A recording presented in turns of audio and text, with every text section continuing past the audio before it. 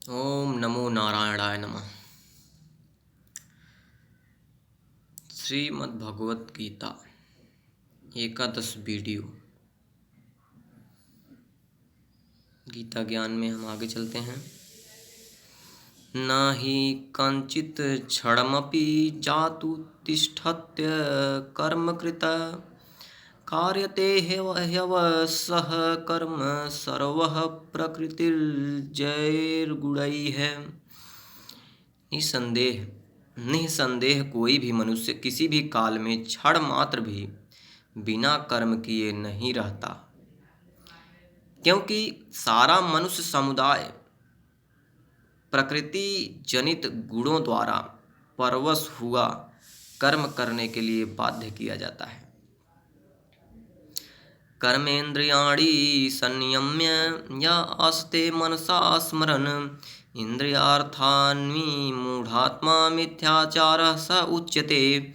जो मूढ़ बुद्धि मनुष्य समस्त इंद्रियों को हठपूर्वक ऊपर से रोककर मन से उन इंद्रियों के विषयों का चिंतन करता रहता है, वह मिथ्याचारी अर्थात दंभी कहा जाता है।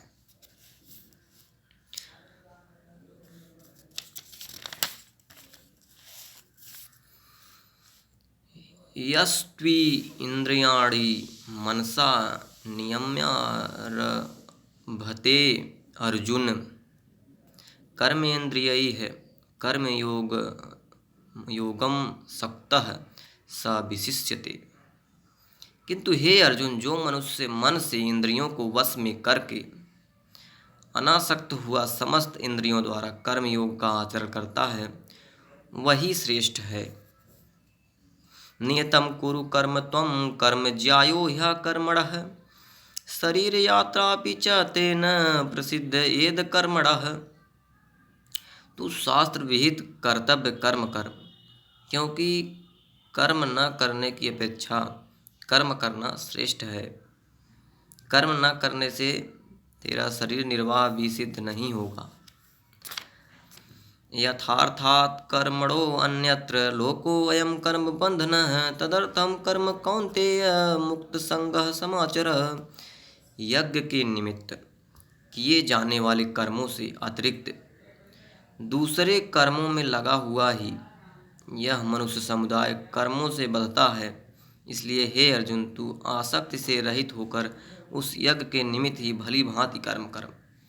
क्या कह रहे हैं कि यज्ञ के निमित्त किए जाने वाले कर्मों से अतिरिक्त दूसरे कर्मों में लगा हुआ ही यह मनुष्य समुदाय कर्मों से बचता है।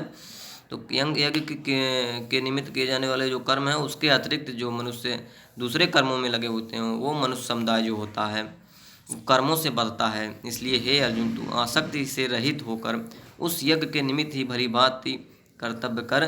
तो यज्ञ के निमित्त होकर कर्म करना जो है, कर्मों से बंधना नहीं होता है।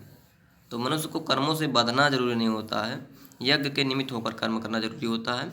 यज्ञ का मतलब कि अलग अलग तरीके से यज्ञ को इसमें बताया गया है, जो कि आगे इसमें वर्णन किया जाएगा, व्याख्या की जाएगी।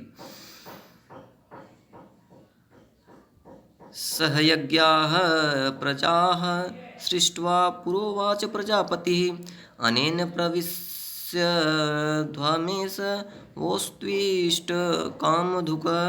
प्रजापति ब्रह्मा ने कल्प के आदि में यज्ञ सहित प्रजाओं को रचकर उनसे कहा कि तुम लोग इस यज्ञ के द्वारा वृद्धि को प्राप्त हो, और यह यज्ञ तुम लोगों को इच्छित भोग प्रदान करने वाला है। तो प्रजापति ब्रह्मा ने कल्प के आदि में यज्ञ के बारे में बताया लोगों को और कहा कि यह यज्ञ तुम लोगों को इच्छित भोग प्रदान करने वाला है। देवान भावयतानेन ते देवा भावयन्तु वह परस्परम भावयन्तः श्रेयः परम वाप्स्यथ। तुम लोग इस यज्ञ के द्वारा देवताओं को उन्नत करो और वे देवता तुम लोगों को उन्नत करें। इस प्रकार निस्वार्थ भाव से एक दूसरे को उन्नत करते हुए तुम लोग परम कल्याण को प्राप्त हो जाओगे। तो आज के लिए इतना ही, फिर आगे हम अगले वीडियो में बोलेंगे। धर्म की जय हो, अधर्म का विनाश हो, प्राणियों में सद्भावना हो, विश्व का कल्याण हो, गौ हत्या बंद हो, भारत अखंड हो। हर हर महादेव।